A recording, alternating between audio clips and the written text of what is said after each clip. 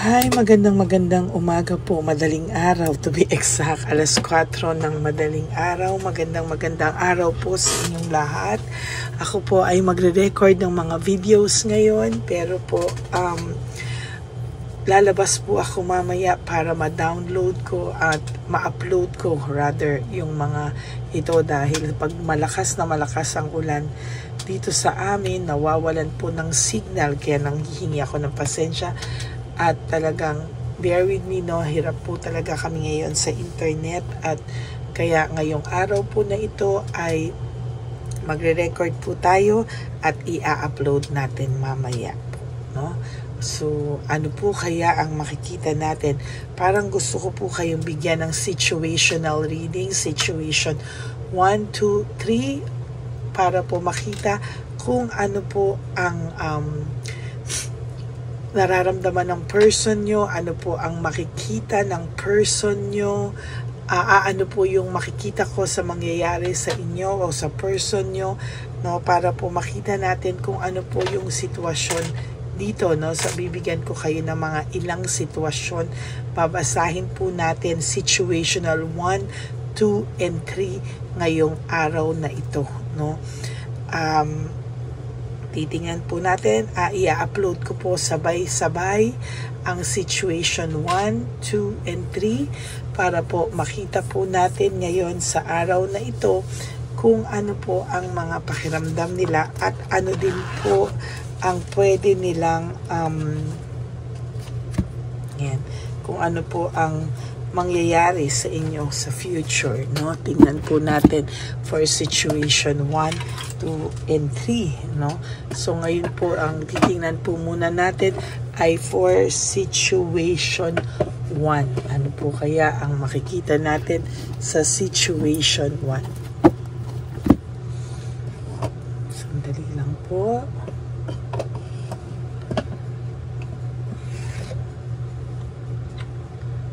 Okay, tingnan po natin ang situation 1. Pili po tayo ng sabay-sabay ko po itong i-upload, no, kasi situation 1, 2, and 3. Tingnan po natin, parang may nasama dito na hindi niya kagrupo. Huwag niyo pong i-skip to, ha, kasi dito po tayo kukuha ng connection sa inyo.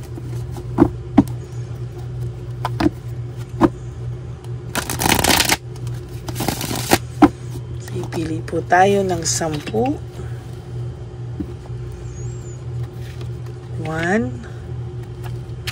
2, 3, 4, 5, 6, 7, 8, 9, and 10.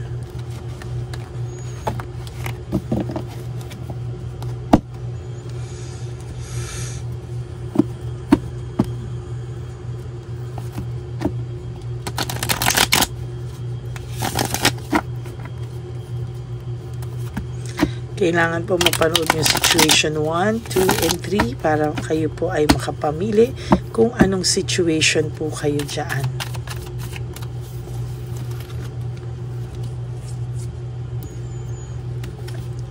One, 2, 3, 4, 5, 6, 7, 8, 9, and 10.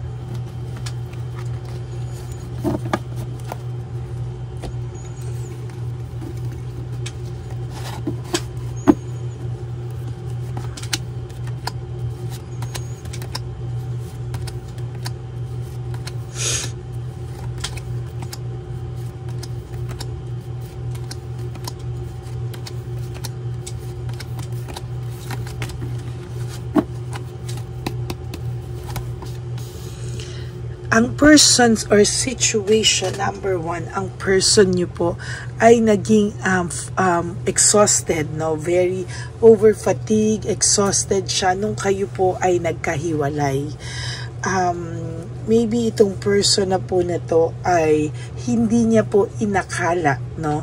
Hindi niya po inakala na mangyayari sa inyo itong mga sitwasyon na ito, or siya mismo hindi niya po inakala na magagawa niya sa iyo ito. No, sa totoo lang, ang person na ito po ay somehow ay may resentment and regret, no? Nakita niya po yung mga sakripisyo mo sa kanya, or nung nawala kayo, doon niya po na-realize yung mga sakripisyo mo, yung mga ginawa mo po sa kanya, and somehow parang naramdaman niya po yung iyong pagmamahal at na hindi niya po binigyang pansin o halaga, no? Hindi niya po binigyan ng halaga yung inyong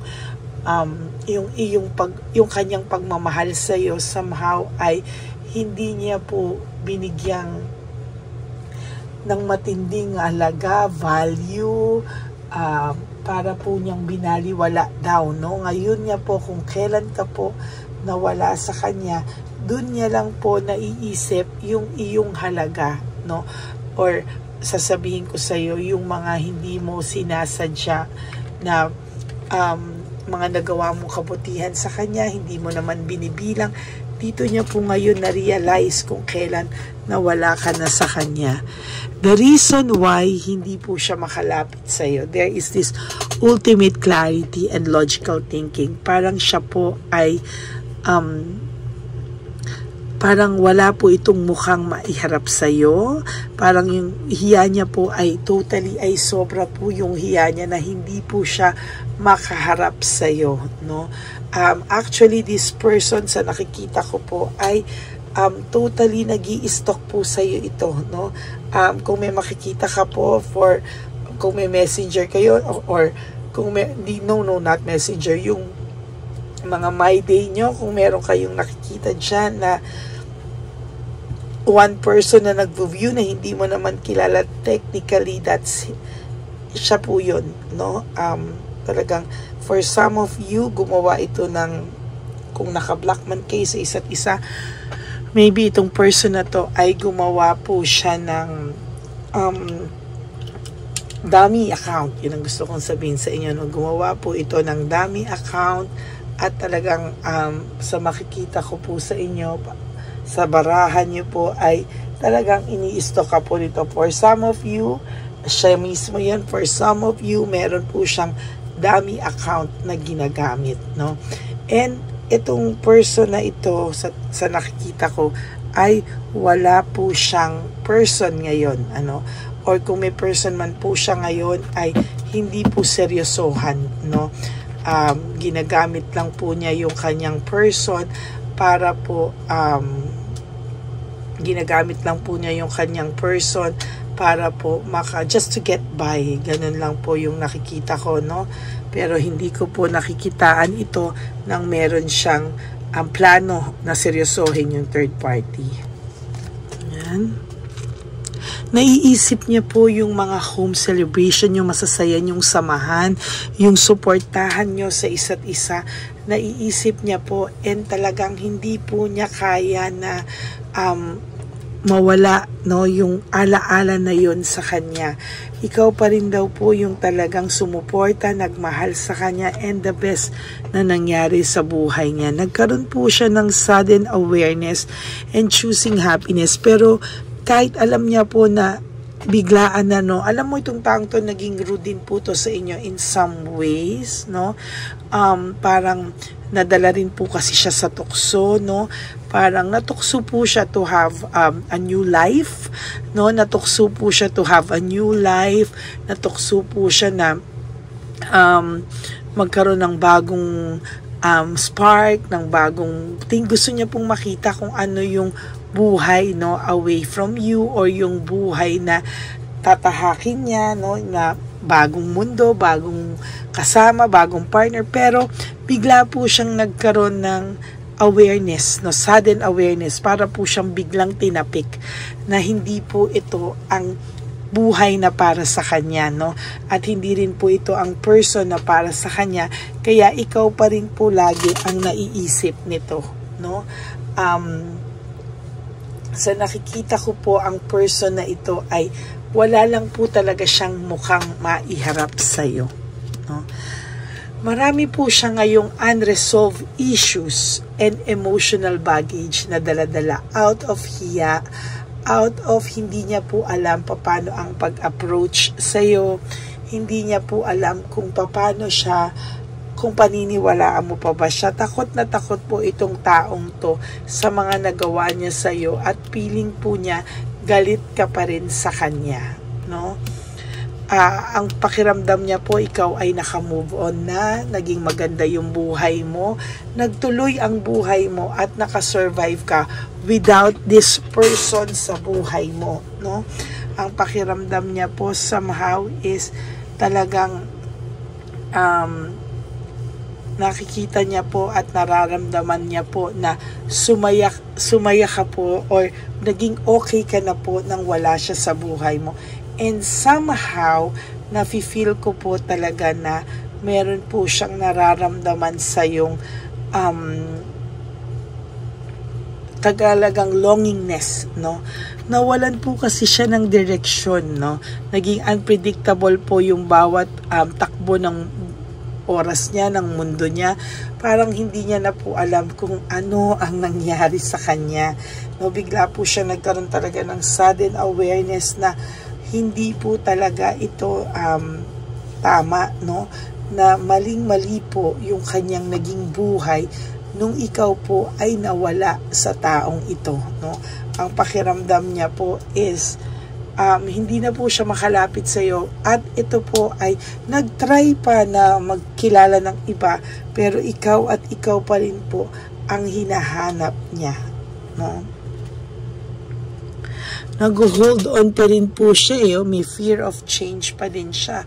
Nag-hold on pa din po siya sa sitwasyon na meron kayo. Nag-hold on pa din po siya sa mga times na ang pakiramdam niya po ay hindi na siya makakalapit sa iyo, natatakot po siya, hindi niya po alam paano niya ipapaliwanag ang mga bagay-bagay dahil alam niya po tatanungin mo siya at alam niya po na hindi ka titigil hanggang hindi mo malaman lahat ng katotohanan, no? At ayan, there's lack of resources, unstable. Alam niyo po, parang nung umalis po siya sa iyo, napunta po siya sa iba, parang lalo po siyang nagkahirap-hirap sa buhay niya, no? Ang saya na po ng buhay na meron kayong dalawa, very tinanggap mo na nga kung ano po ang lahat ng meron siya, ng pinahal mo siya ng buong buo, ang pagkatao niya, pero still nagawa niya pa rin po sa iyo ito, no? Pakiramdam niya po, kinausap siya ng sarili niya, no? Mismo yung sarili niya yung umano sa kanya, no? Lumapit sa kanya, yung sarili niya yon, and mostly nahirapan siya sa kanyang freedom na kinuha, yung freedom na nag-self-acceptance siya. Akala niya po, wow, this is all new to me. Ang ganda ng simula niya, no? Ang ganda na parang feeling niya hindi ka na niya kailangan, feeling niya hindi ka na niya gusto, hindi ka na niya mahal. Pero ano po yung nangyari sa kanya? Talagang bumagsak po siya, no? Bumagsak po siya and totally hindi niya na po alam kung ano po ang gagawin niya, no? Hindi na rin po siya makaharap sa iyo sa kadahilanan. Hindi niya rin po alam kung anong ipapaliwanag niya. Ayaw niya na rin pong pag-usapan because yung hiya niya po sa sarili niya ay ganun na lamang, no? Nai-insecure po ang taong ito ngayon lumapit sa iyo. Natatakot po silang lumapit sa iyo. And although there is this resentment, takot po sila sa rejection, ano? Naging makasarili po siya, nag-clash po kayong dalawa. Why? Because at the end of your relationship, naging rude po siya sa iyo or nasaktan ka po niya talaga emotionally. Very, very strong yung pain na naiwan niya sa iyo at naibigay niya sa iyo. Masyado na pong masakit yung nabigay niya sa'yo, kaya hindi niya din po alam paano siya lalapit. Siya po ang gumawa ng sarili niyang ikakatrap and self-victimization. Siya po ang nagbiktima sa sarili niya at siya din po yung nanakit sa sarili niya, and totally siya din po talaga lahat yan. Napakasakit po nangyari sa kanya, pero iyaan po, there is always tension, and broken communication ng mga last part ng inyong relationship. Parang hindi mo na to makausap ng maayos, hindi mo na rin siya kilala, parang hindi na siya yung lalaking minahal mo, at hindi na siya yung lalaki na minahal mo, hindi na siya yung lalaking nagpasaya sa'yo at sinuportahan mo at nagmahal sa'yo. Parang isa na siyang monster, na hindi mo kilala at hindi mo inakalang magagawa niya sa'yo. There is fear and confusion. Takot po talaga at gulong-gulo ang taong ito ngayon. Hindi niya alam, urong-sulong siya. Hindi niya alam kung siya ay pupunta sa'yo, kung siya ay hindi niya alam kung paano kanya i-approach. Hirap na hirap po ang taong ito ngayon. There is difficulties, panay doubts, difficulties, and lack of self-satisfaction. Wala po siyang satisfaction na nararamdaman sa sarili niya. Lahat panay difficulties, panay doubts, panay pagdududa kung tama ba yung gagawin kong to o hindi. Kaya hindi po ito makagawa ng action. Somehow, I feel the sadness, depression, and negativity. Siya po ang gumawa niyan sa sarili niya. Yung sadness, negativity, siya po ang gumawa niyan sa sarili niya. And now, parang pakiramdam niya may cold heart ka na sa kanya at galit ka talaga sa kanya. Ang pakiramdam niya po talaga as of this very moment ay wala po siyang manhid siya. Hindi niya po alam kung ano ang nararamdaman mo, and somehow hindi niya rin po alam kung lumapit ba siya sa'yo, may maaayos ba, mapapatawad mo pa ba siya. Dito po lumalabas na he lost a good woman or man, na siya daw ay nakasayang siya ng isang mabuting babae o isang mabuting lalaki. Yan po, o isang mabuting tao na lang, kung ano man ang inyong yun po ang kanyang nararamdaman sa ngayon. That's it for your first reading of the day for situation 1.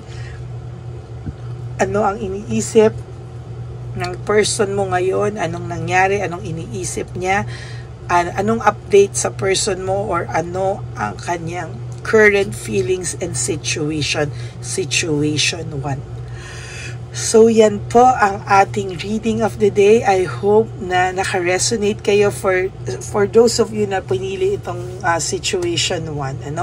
For those of you who would like to have a private reading with me, you can message me po at Ladyly Elena. That's LADYLY Elena. Nasa dulo po yan ng ating video. Diyan nyo lang po ako mako-contact. That's my only official and legit FB account. Ayan.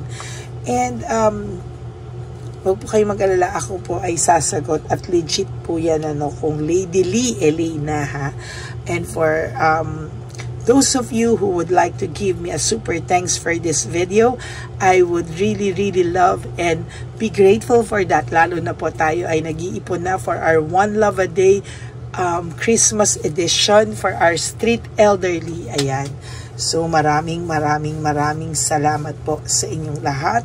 At ang lagi ko pong sinasabi at pakiusap sa inyo, please, no skipping of ads po. Tulong nyo na po yan sa ating channel para po mas marami pa po tayong matulungan at maipon, sana mas marami tayong mabigyan on December, sana po.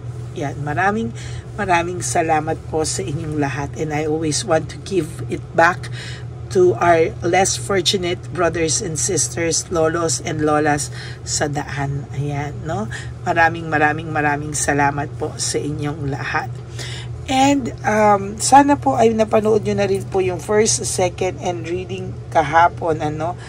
Sorry, hindi na po ako nakapagbigay ng bonus reading, but ito, meron akong situational readings for today. No? So I hope na mabasa nyo po at mapanood nyo po lahat ito from situation 1 down to kung ilang situation ang mabigay natin. So maraming salamat po. And sa aking ever loyal and solid Lady Elena friends, family, and subscribers, I love you all from the bottom of my heart.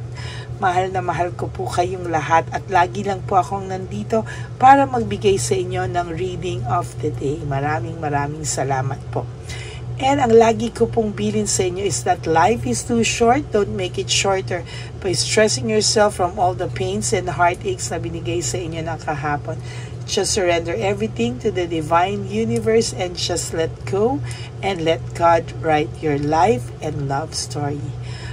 At isa pa po is that to live one day at a time, no? Sana po ay huwag niyo muna pong isipin kung ano ang mangyayari sa kinabukasan. Huwag niyo po muna istresin, sabi ko nga yung sarili niyo. Just live for today and do 3 things today that will make you happy. Okay? Maraming salamat po. Babalik po ako for situation 2. God bless you all and I love you all. Tandaan niyo po yan. And sana po help me reach 20,000 subscribers, no? Para mas marami pa po tayong matulungan. Ibigay niyo po lahat sa inyong mga kilala ang ating channel at yan po, no? Para po mas madali tayo maka-silver button. Okay? Maraming salamat po. God bless you all and I love you all. See you on situation 2 on our next video. Bye!